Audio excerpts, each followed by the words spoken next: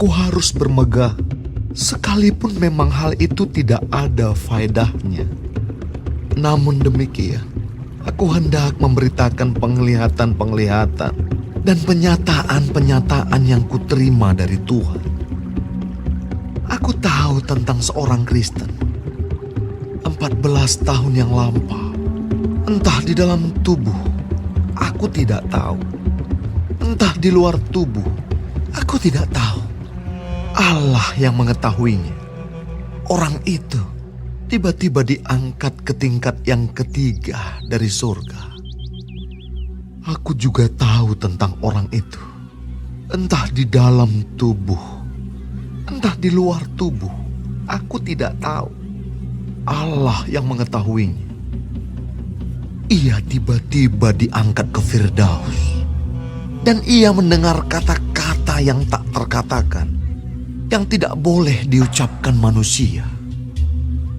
Atas orang itu, aku hendak bermegah. Tetapi atas diriku sendiri, aku tidak akan bermegah. Selain atas kelemahan-kelemahanku. Sebab sekiranya aku hendak bermegah juga, aku bukan orang bodoh lagi. Karena aku mengatakan kebenaran. Tetapi aku menahan diriku, supaya jangan ada orang yang menghitungkan kepadaku lebih daripada yang mereka lihat padaku, atau yang mereka dengar daripadaku. Dan supaya aku jangan meninggikan diri karena penyataan-penyataan yang luar biasa itu. Maka aku diberi suatu duri di dalam dagingku, yaitu seorang utusan iblis untuk menggocoh aku, supaya aku jangan meninggikan diri. Tentang hal itu, aku sudah 3 kali berseru kepada Tuhan, supaya utusan iblis itu mundur daripadaku. Tetapi jawab Tuhan kepadaku, "Cukuplah kasih karuniaku bagimu, sebab justru dalam kelemahanlah kuasaku menjadi sempurna." Sebab itu, terlebih suka aku bermegah atas kelemahanku, supaya kuasa Kristus turun menaungi aku. Karena itu aku senang dan rela di dalam kelemahan, di dalam siksaan, di dalam kesukaran, di dalam penganiayaan, dan kesesakan oleh karena Kristus. Sebab jika aku lemah, maka aku kuat. Sungguh aku telah menjadi bodoh, tetapi kamu yang memaksa aku. Sebenarnya aku harus kamu puji, karena meskipun aku tidak berarti sedikit pun, namun di dalam segala hal aku tidak kalah terhadap rasul-rasul yang luar biasa itu. Segala sesuatu yang membuktikan bahwa aku adalah seorang rasul telah dilakukan di tengah-tengah kamu dengan segala kesabaran oleh tanda-tanda, mujizat-mujizat, dan kuasa-kuasa. Sebab dalam hal manakah kamu dikebelakangkan dibandingkan dengan jemaat-jemaat lain, selain daripada dalam hal ini, yaitu bahwa aku sendiri tidak menjadi suatu beban kepada kamu. Maafkanlah ketidakadilanku ini. Sesungguhnya, sekarang sudah untuk ketiga kalinya aku siap untuk mengunjungi kamu.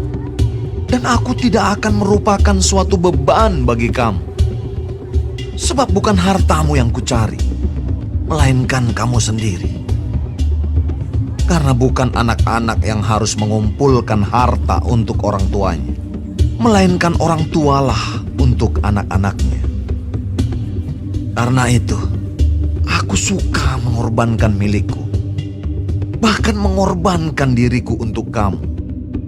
Jadi jika aku sangat mengasihi kamu, masakan aku semakin kurang dikasihi? Baiklah, aku sendiri tidak merupakan suatu beban bagi kamu. Tetapi, kamu katakan, dalam kelicikanku aku telah menjerat kamu dengan tipu daya. Jadi pernahkah aku mengambil untung daripada kamu oleh seorang dari antara mereka yang kuutus kepada kamu? Memang aku telah meminta Titus untuk pergi, dan bersama-sama dengan dia aku mengutus saudara yang lain itu. Adakah Titus mengambil untung daripada kamu? Tidakkah kami berdua hidup menurut roh yang sama? Dan tidakkah kami berlaku menurut cara yang sama? Sudah lama agaknya kamu menyangka bahwa kami hendak membela diri di depan kamu, di hadapan Allah, dan demi Kristus kami berkata, semua ini, saudara-saudaraku yang kekasih, terjadi untuk membangun iman kamu. Sebab aku khawatir bahwa apabila aku datang, aku mendapati kamu tidak seperti yang kuinginkan, dan kamu mendapati aku tidak seperti yang kamu inginkan. Aku khawatir akan adanya perselisihan, iri hati, amarah, kepentingan diri sendiri, fitnah, bisik-bisikan, keangkuhan, dan kerusuhan. Aku khawatir bahwa apabila aku datang lagi, Allahku akan merendahkan aku di depan kamu, dan bahwa aku akan berduka cita terhadap banyak orang yang di masa yang lampau berbuat dosa dan belum lagi bertobat dari kecemaran, percabulan, dan ketidaksopanan yang mereka lakukan.